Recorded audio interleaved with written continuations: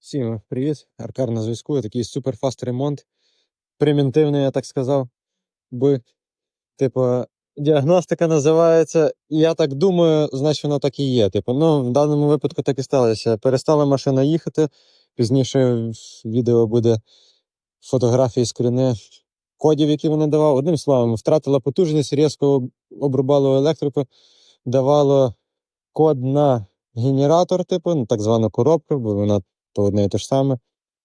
І на слабу напругу. Одним словом, догадки були на інвертор. Так воно і було. Поміняв зараз інвертор, з розборки взяв з іншої машини, поставив, все працює, помилок нема.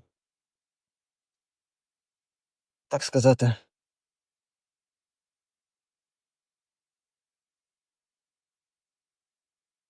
Примітивна діагностика.